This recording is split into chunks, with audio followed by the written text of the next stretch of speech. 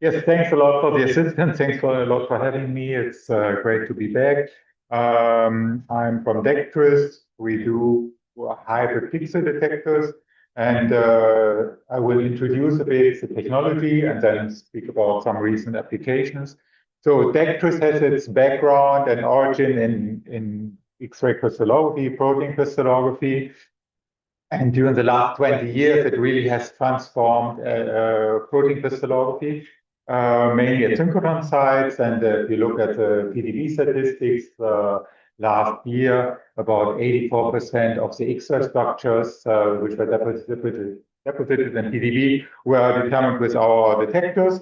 If you just look at SARS-CoV-2 related structures, share of X-ray determined PDB depositions is as high as 88%.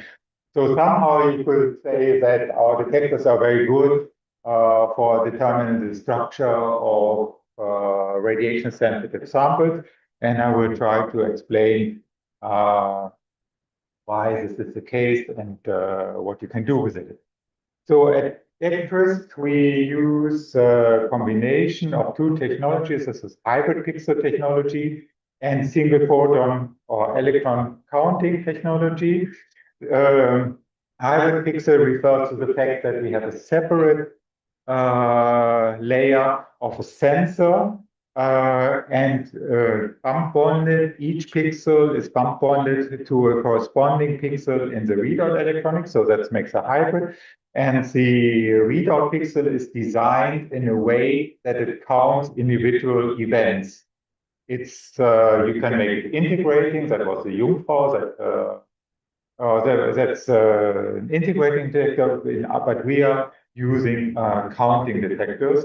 And how they work is illustrated here. So when an electron is stopped in the sensor, it releases electron hole pairs, and the amount of electron hole pairs is proportional to the energy deposited. For each 3.6 electron volts, you get an electron hole pair. We apply a reverse bias, and this makes the charges drift to a charge-sensitive amplifier, followed by a shaper stage. And at that time, the charge is converted to a voltage. And this voltage is then compared to a reference voltage that we can set externally. And if the signal, the voltage from this event is higher than the comparator reference voltage, then the counter will count this event. Everything else, which is noise floor and some other events, will be rejected. So each pixel is a small detector on its own, and we can adjust the threshold, and we can using this to suppress the dark signal or also the fluorescence in case of X-rays. And so because the counter is in the pixel, we read out digital signals. And so there's no readout noise because it's a digital signal. It can be fast readout, and it can be designed to have a high dynamic range. So in a well-designed circuit, the time it takes to process one event is about 100 nanoseconds. So we can achieve something like 10 to the 7 electrons per pixel and second. Because of this comparator that and suppression mechanisms that I explained, we have noise-free counting, and the only background is actually the cosmic background, which is of the level of 10 to the minus 4, 10 to the minus 5. So the true dynamic range is 11 orders of magnitude or higher. Yeah? It's really just depending where your system is set up. Because we have direct detection, direct conversion, no scintillator involved, no fiber optic phase and so on. We have an excellent point spread function giving rise to good NDF and degree. And because you can combine this digital readout with fast readout electrons, we can achieve higher frame rate. Here you see the degree at 100 kilovolts in linear counting mode. As a function of the threshold, the higher the threshold, the faster the counting, but this reduces the degree. So you can optimize if you want to have work with high degree or with high count rate. And this is here shown out for 200 kilovolt. And in silicon centers, we also offer high Z sensors for work at 300 kilovolt. But the practical advantages of the system are the stability. So you don't have to do any gain reference. This detector is calibrated in the factory, and the gain never changes, right? So you never do any gain. It's radiation hard, up to nanoampere per pixel. And you operate it in room temperature, so there's no thermocycling or anything. And so why do you want a fast noise-free detector? So this is a paper by Tami's group, referring to MicroED. And they say that the dose that they recommend is less than an electron per square angstrom. So radiation damage is a severe problem. And this is also from Tami's group, from Johan Hartmann, showing the Iowa sigma as a function of exposure.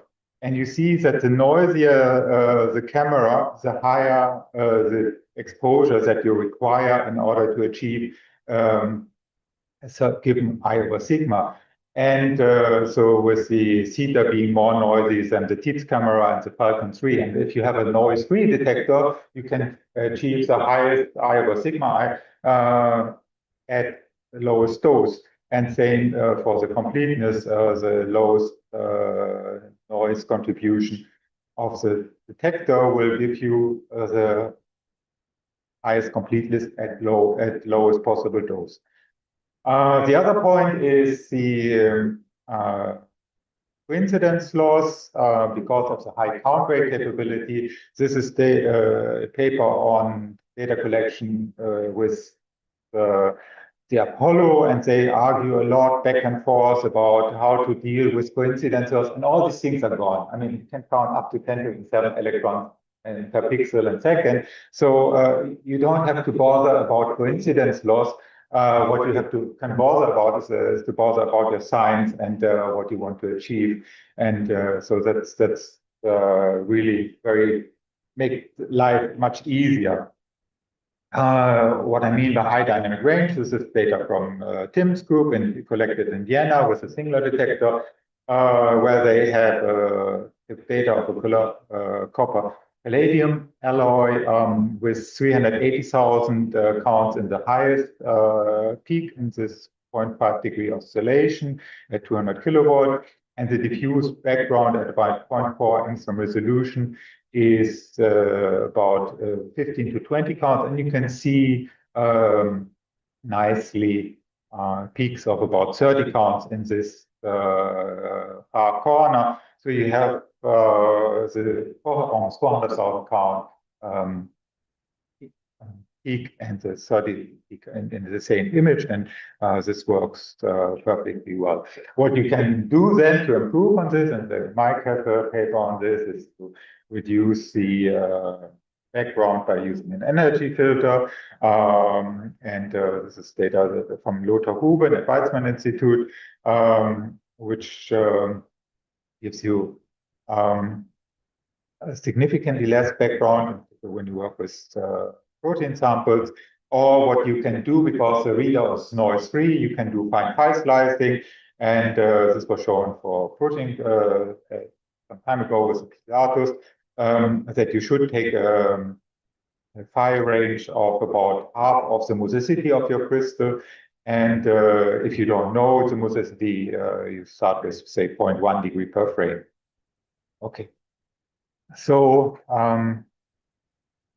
I will now introduce where you can use our detectors, and the first implementation of detectors for Electron diffraction was with LDCO in the ED1. This is inspired by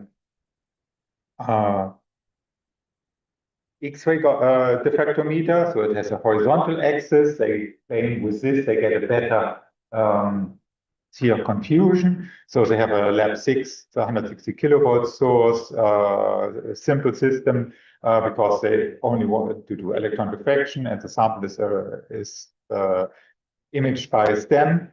They have a large goniometer chamber for cryo and EDX and so on.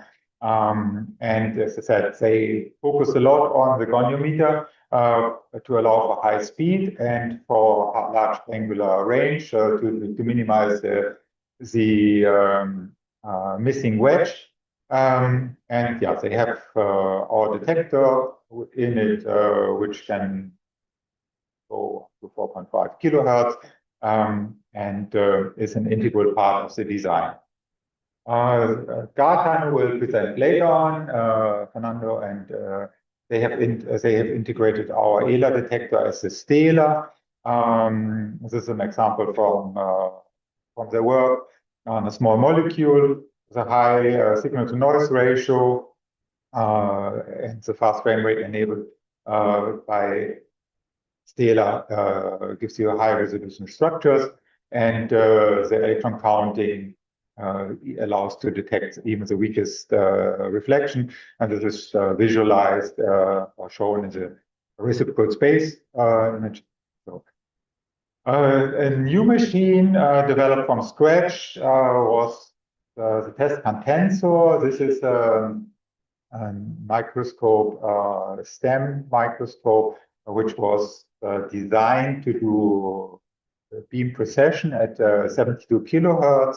It was designed from the beginning with our detector, with a fast detector, and other obviously STEM detectors. It has a 100 kilovolt Schottky field emission gun, which can be operated at high current, and it has offers good detection for secondary detection, very good vacuum to also allow for prior data collection, fast electron blanker, and so on. So this is a very interesting instrument. It's that what they had in mind is basically to automatize data acquisition, to make a instrument which can be used even by inexperienced microscopists. And so they implemented a lot of workflows, including precession-assisted electron diffraction, tomography, that's another term. And Tata Stars from Nanomegas will speak much more about it, but it's basically at each angular tilt, you take a precession image, so you have better integrated back reflections, you decrease the dynamical effect. It takes longer, but as Tim said, the experiment is the last time that you basically, have the chance to influence the data quality, right? And the more time you spend on getting best data, the less time you spend on trying to figure out the artifacts of your data and why they cannot be processed properly. And this can be processed, for example, with PETs. We heard already several times this morning that shapes can be misleading. So now here you can do a 5-dimensional scan, basically rastering your sample, and at each position you take such a 3D precession map. And so this you can use then for full characterization of your sample. So you distribute the electron dose optimally on your sample.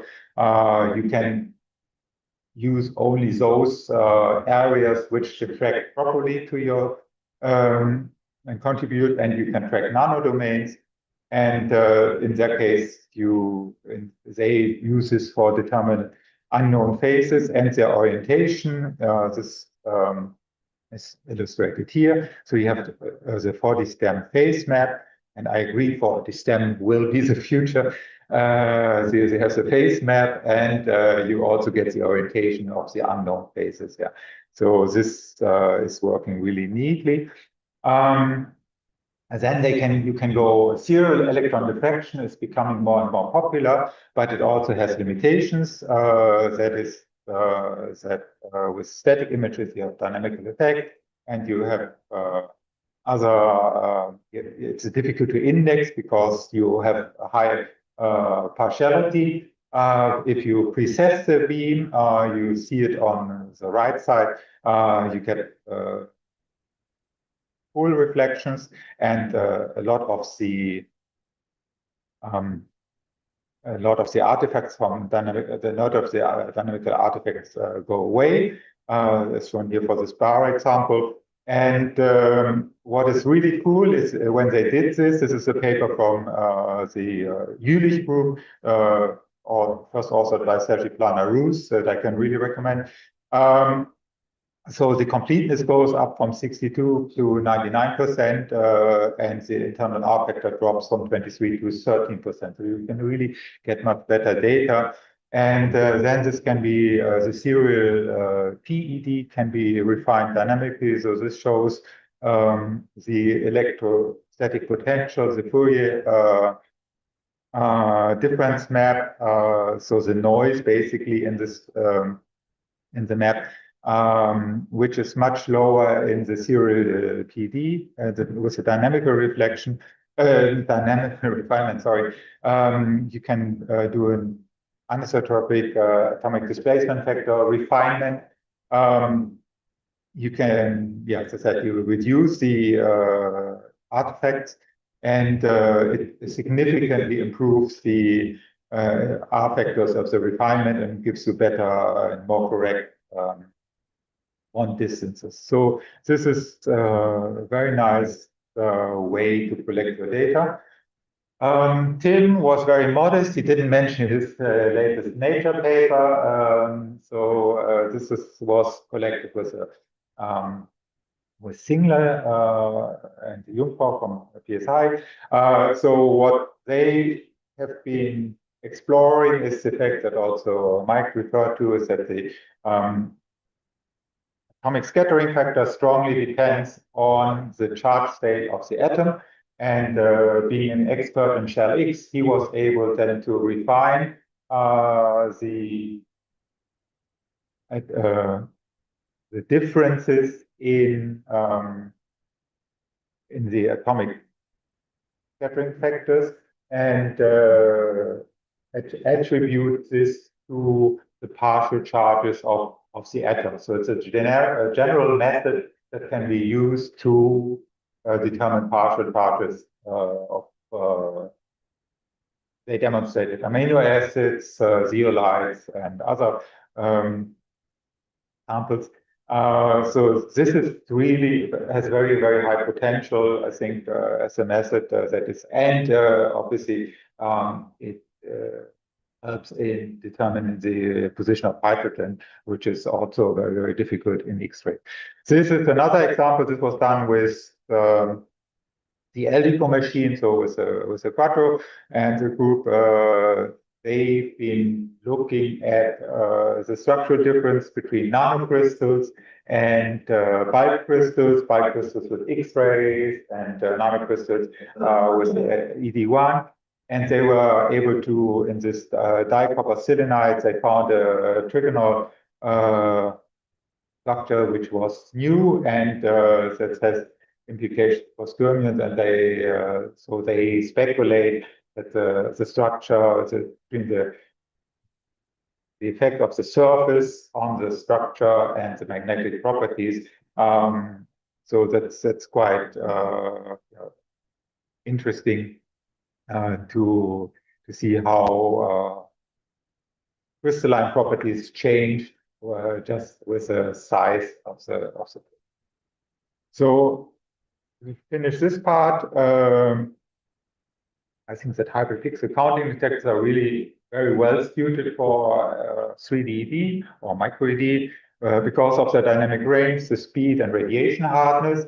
They give you very good data quality,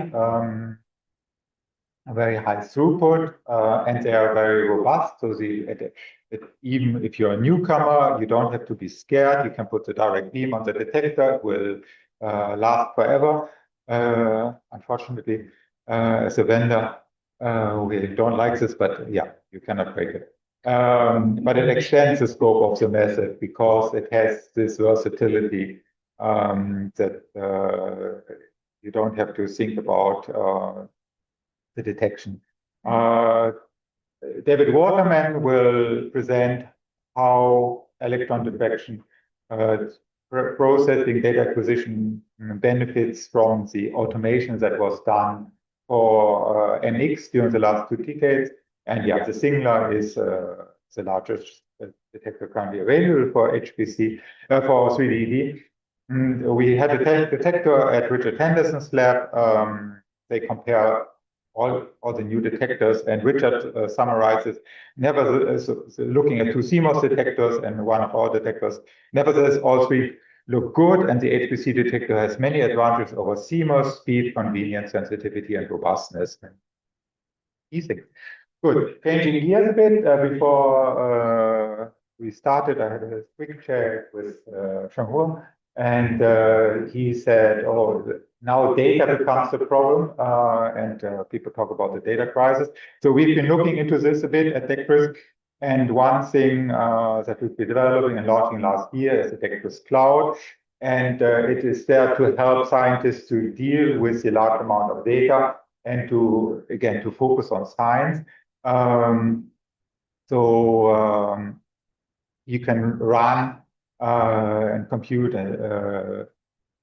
you can compute data or run compute data and memory tasks and workflows in a preset environment. The whole thing scales elastically, both on the processing side and on the storage side. The modern science is more and more interdisciplinary, so you collaborate with other teams, and you want to share your data with other teams. So this DECTRIS Cloud allows you to share data, workflows, and everything with your collaborators. You can set up and customize workflows, but they are isolated, so that they don't one environment doesn't spoil the whole system, but you can, what you do doesn't break anything. You work in full isolation, and once things work, you can capture the workflow and use it in the future for high throughput.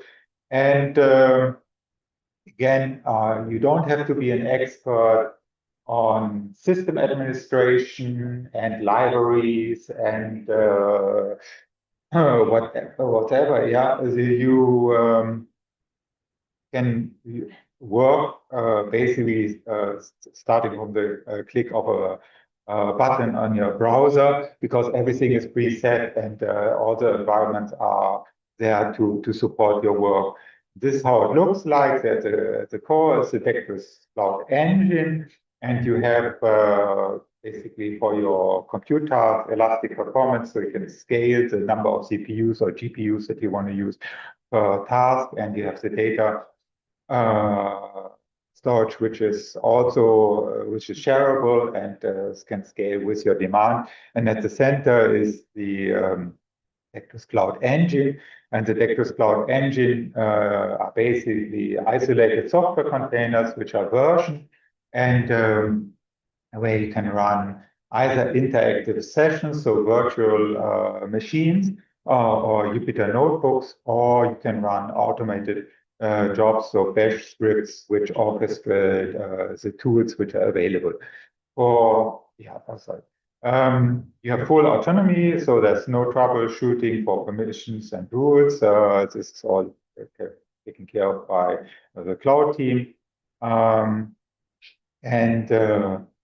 There's a safe environment for your experiment where you can focus on the science. And this is what's available currently for this community. There's XDS that we heard several times. Actually, we were aware of this problem with versioning, and we're working with Wolfgang Kapsch and with global phasing to come to a stable solution, put it this way. So Dials is implemented, PETS2, Yana, and Dingo are available. Actually, these are Windows-based programs, but they with Wine they run on Linux, and this is actually cheaper. The Linux servers are cheaper than the Windows servers, and so that they have a little bit less performance, and you don't have to pay the license fees. OLX2 is available, CCP4 is available. We're working on SP Grid integration, and for single part, because there's CryoSpark Reliant for PolyStem, PyPolyStem, and CCP. So last time, I think I brought some physical giveaways. This time they are virtual. So if you are interested, you may scan this QR code and get a free license to explore DECTRIS Cloud for electron diffraction or single particle, whatever you're interested in. If you want to talk to somebody in more detail, Oliver Harder is our new application scientist for electron diffraction, and he will be very happy to talk to you and answer your questions. And I'm at the end of my presentation. Thanks for your attention. Next stop, I think, is the photo session, and followed by lunch. Okay. A couple of quick questions. Okay, so on this DECTRIS cloud, you're synthesizing data sets. So in your mind, how large is an X-ray data set versus a MicroED data set versus maybe a Chromium data set? How is DECTRIS cloud sized? It just depends what you sign up for. I mean, it's not that we pre-scale for different applications. So the user has to can define whatever the requirement are, or the requirements are. So in theory, talking to the Stockholm people, they generate tons of data, right? Really giant volumes. And these days, MX data are the smallest data. While we were thinking it was a big data set 20 years ago when Pilato started, single particles, you know the numbers. Yes. Yeah. Okay. Do we have well, you can ask this question. We'll see if time for talking. There's somebody. Go ahead. So Yeah, sure. just for the other people in the room, some practical questions. If we have your detector, what format are the images coming out of? Yeah. Do they have the proper metadata? So for me, like I write my own programs to turn MRCs into mini PDFs and things like this. But the biggest challenge I think that my process will have is they will collect the data and they'll try to put it into XDS or dials and it won't work, or they'll need information they don't know. Yeah. So is like, how do they have to use specific software to collect the data, and what kind of output should they expect? Like, what's the barrier to entry from collecting data on your detectors to getting those actual beautiful statistics out? Yes, thank you very much for this question. I think David will talk about it tomorrow. So first we have a plugin for CREM, so you can use this to connect to integrate the detector into the microscope, and that's working. It can be downloaded. So the our native data for is HDF5. And so this processes with XDS and with dials, so it's compatible. And people at Diamond, so this is AutoED, they have come up with this package, which is based on the automation that they have done at Diamond. And so this is available. What is needed, you were asking for metadata. It's not complete. It's because we don't get all the information from the microscope, and but they have developed this